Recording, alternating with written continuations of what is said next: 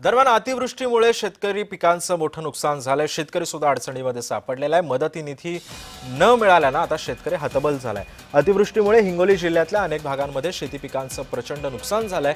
तर ऐन दिवाळीत सुद्धा शेतकऱ्यांना सरकारकडून मदत मिळाली नसल्यानं अनेक भागातल्या शेतकऱ्यांची दिवाळी कोरडी झाली आहे। त्यामुळे आता अनेक पिकांचं सुद्धा नुकसान झालंय। शेतकरी हवालदिल झालाय। सोयाबीन, मूग, उडीद, कापूस, तूर आणि इतर अनेक पिकांचं सुद्धा प्रचंड नुकसान झालेलं आहे। आणि याचाच आढावा घेतला आमचे प्रतिनिधी श्रीधर वाळवंटे यांनी।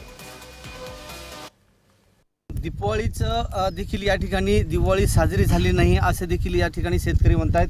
दादा, तुम्ही शेतकरी आहात, तुमच्या शेतामध्ये काय काय पीक होतं, कशी नुकसान झालेली काय सांगाल? माझं नाव ज्ञानेश देवीदास सावंत। तर कापूस लावला होता। कापसाला खर्च झाला 20,000 आणि झाला 1.5 क्विंटल कापूस।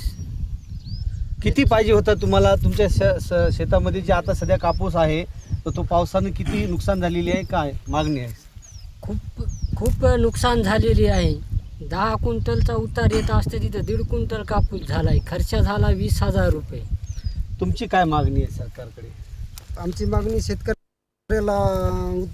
जे देणार होते अनुदान 1 रुपया मिळालेलं नाही। जायला रस्ते राहिले नाहीत, ट्रॅक्टर काढायला वाहन जाईना, आता पेरणी करायला हरभरा पेरायला जायला सगळा नाला खडून गेलाय आणि आता जायची सुद्धा परिस्थिती नाही। रानामध्ये कसं पेरायचं सोयाबीन हे हरभरा जायला रस्ताच राहिलेला नाही, चक नाले फुटून गेलेत। दिवाळीचा सण आहे आणि आज दिवाळीचं होऊन गेलेली आहे। दिवाळीच्या सणामध्ये शेतकऱ्यांना जे आहे ते नुकसान भरपाई सरकारने देत होते। लेकीवाळीचा सण होता दिवाळी, यामध्ये कशी झाली दिवाळी तुमची? दिवाळी आम्हाला झालीच नाही। आम्हाला सरकारनं आश्वासन दिलं की हेक्टरी 18,000 रुपये देवता। सरकारचा अजून 1 रुपया बी आला नाही। माझ्याकडे 6 एकर सोयाबीन होतं। 6 एकरमध्ये मला 6 क्विंटल सोयाबीन झाले।